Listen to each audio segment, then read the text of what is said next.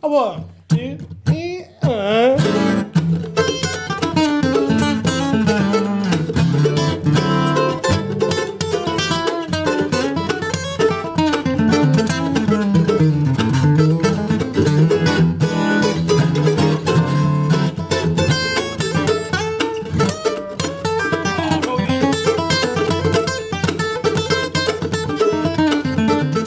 Welcome back to the Acoustic Shoppe channel. I am John, and I am here today with Jeremy because we're going to talk about a really cool vintage piece, the Martin HD 28 KM or KEB-MO That's what the KM edition stands for.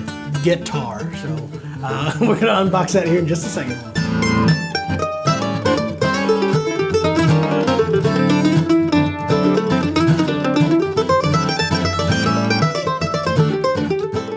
Well, we are back and getting some cool used vintage. You know, this is weird for me. Vintage, like 1990s is vintage. I am now. vintage. Yes, I think you are. I'm an antique almost, I think. I passed You off. have definitely. I can get special license plates. Before we get into the guitar, let's, as we always do, invite you to, if you haven't already subscribed to the channel, please do that below. Click on that little bell and you'll be notified as soon as we go live or release a new video. We have lots of cool instruments come in, some new, some used, some vintage and elderly like myself. That's right. And if you are one of the people that like to watch things like that, then you should subscribe. Yep. Or even comment below. We'd love to hear from you. We will definitely try to answer I even those encourage back as people quick that as hate possible. what we do to subscribe, just so they can see what we do, get very angry and throw stuff at the computer screen. Anyway, check that out. And as always, there are sound clips of this particular guitar as well as a complete separate video with more of whatever it was we just finished doing that you just heard. That was improvising. It was improvising stuff. Anyway, you can check that out on another video. Also links in the description below. But today, let's talk about What we did was this. inspired by a fellow named KEB-MO, KEB-MO. who I was unfamiliar with until this guitar came in, and then we just looked him up, and he did some stuff similar to that. He's actually kind of better. most mandolin players' heroes. No, you didn't look him up, John. I- A guitar. It's a guitar model. It was a guitar. No, I was kidding. That's why I gotcha. figured you wouldn't. Anyway, KEB-MO came out. A lot of people. I was actually most familiar with the KEB-MO model, which is actually a Gibson guitar. It's a small body guitar. This one was actually one that I remember from when it came out, but I totally had forgotten about. A little bit of an oddity, but a surprised oddity. This particular guitar is an HD 28. Which is in itself kind of an oddity because it's not really an HD 28. For those of you that know Martin guitars, HD 28 usually meant herringbone, dreadnought, and almost always a rosewood sides and back. This is not what happened here. Those things are. KEB must have come in, or Mr. Mo. I don't know how you would. Does it go by KEB or Mr. Mo? I just call him K. K. All right, KM. KM. He took a 28 style guitar and did quite a few modifications. The biggest one is flamed Koa for back and sides.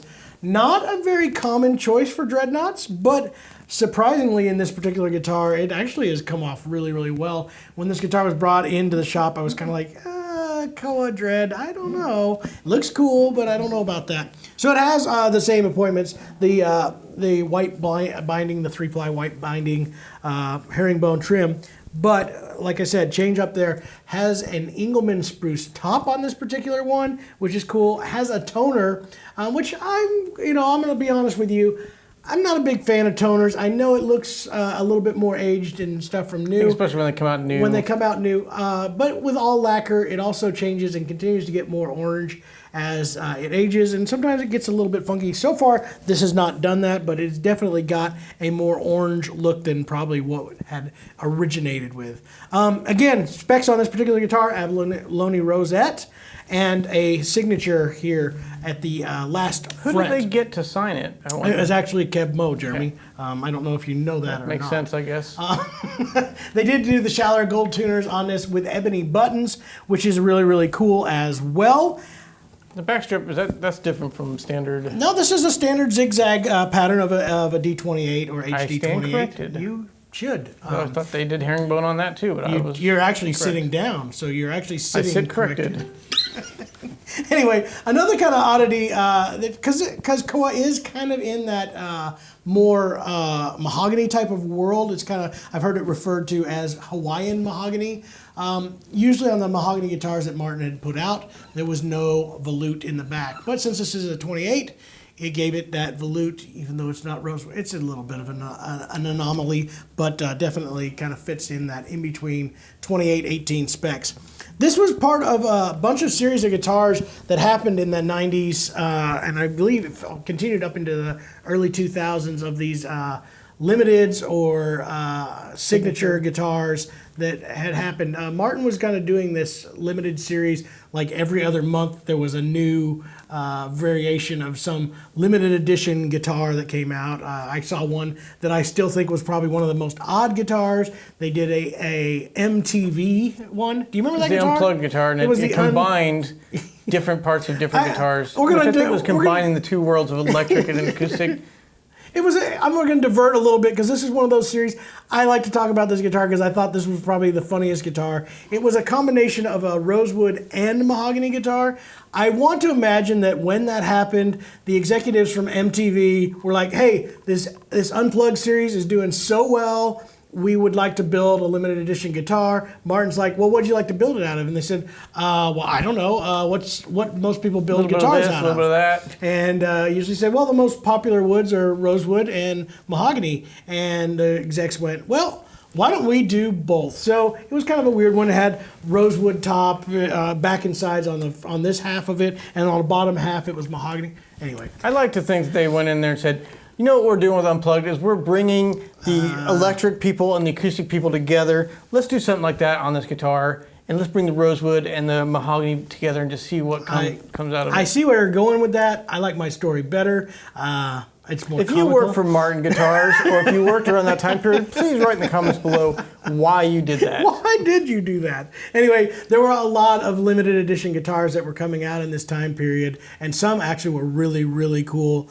Some of them not so, they didn't do so well. This one actually is really cool and is a limited number. There was only 252 of these, which is in print on here. It says the of, and this particular one is number 109 of that. It is signed, of course, by Chris Martin and Kebmo, and yeah, so these were kind of cool. Limited tags on the inside. You can kind of check those out.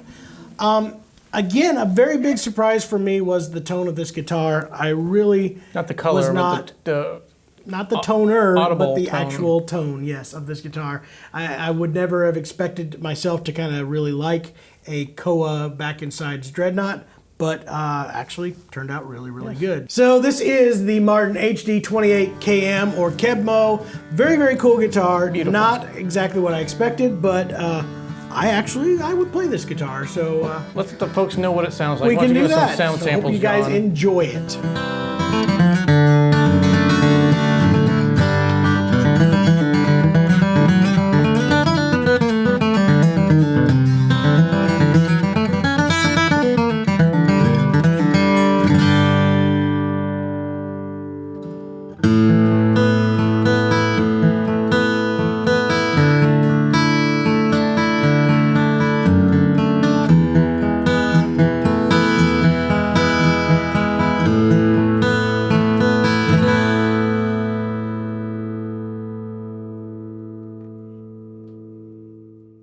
Hey, thanks for watching that video that we just did. I'm gonna make this universal so we can use it on all the videos. Good I hope you enjoyed that thing that I said. And if you'd like to see more things like that, just subscribe down below where it says subscribe. You'll be notified anytime we do another video. And while you're at it, make sure to check out our website, theacousticshoppe.com. We have free shipping on most products and one of the best return policies in the country. We know what it's like to buy an instrument online. You never know what you're gonna get. When you get it, if you're not happy with it, send it back to us. We're not gonna be mad at you. No. We'll be a little disappointed in you, but no. We want you to find the right instrument, and there's no way to know until you try it. So we encourage you to try it out, play it, and then if it's not the right fit, we'll find the one that is. There we go. Also, be sure to comment down below. We love to interact with you guys. It's not a one-way street here. No. You get to say things, we get to say things back to you.